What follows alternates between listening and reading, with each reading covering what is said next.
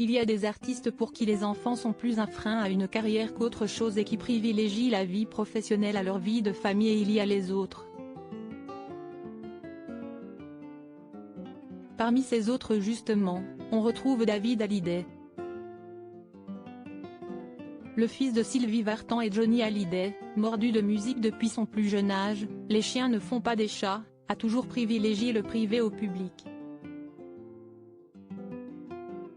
Ses 3 enfants, Ilona et Emma, les filles de 27 et 25 ans qu'il a eues avec sa première femme Estelle Lefébure, et Cameron, 18 ans, le petit dernier fruit de ses amours avec son épouse Alexandra Pastor, David Hallyday les fera toujours passer en premier, qu'importe leur âge. Et ce n'est pas près de changer. Dans les pages du magazine Gala, dont les journalistes sont partis à la rencontre du clan Hallyday dans sa maison au Portugal, David Hallyday s'est confié sur sa vie de patriarche, entouré de sa femme, de son fils et de sa plus grande fille Ilona, tout juste maman d'un petit Harrison, avec son mari Cameron, si l'on en croit les informations de l'hebdomadaire. S'ils ne sont pas au grand complet, tous sont heureux d'être ensemble, David particulièrement. Là où d'autres ne sont pas plus transformés que ça par la paternité, David Hallyday quant à lui prêt à tout arrêter en rencontrant ses enfants. Je ne peux pas, je vois pas ma vie bouleversée, je perds un peu l'ambition de ce que je fais, confie-t-il.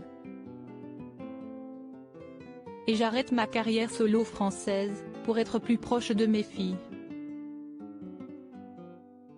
Il semblerait que David n'ait pas envie que ses enfants souffrent de son absence comme il a pu souffrir de celle de son papa Johnny Hallyday quand il était plus jeune.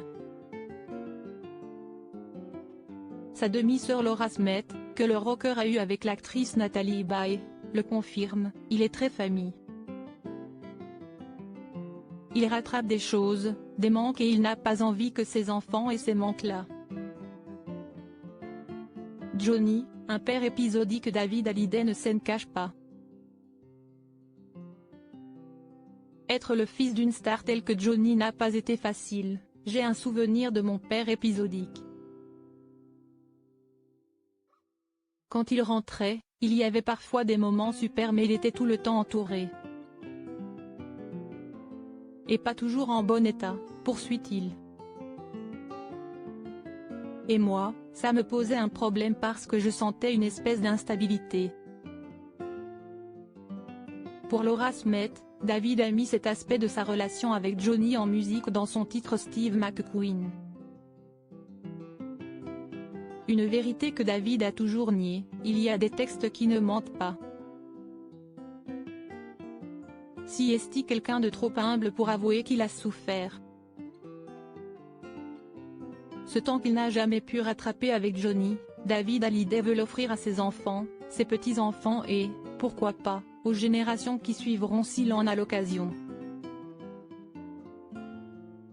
Le mari d'Alexandra Pastor ne veut surtout pas reproduire le schéma qu'il a connu avec son papa, avec qui il a néanmoins connu un rapprochement grâce au titre 100%. Si est-il ce projet qui fait qu'on arrive à se reconnecter, à passer de vrais moments intimes tous les deux, pas avec 15 personnes qui avaient d'autres intérêts autour.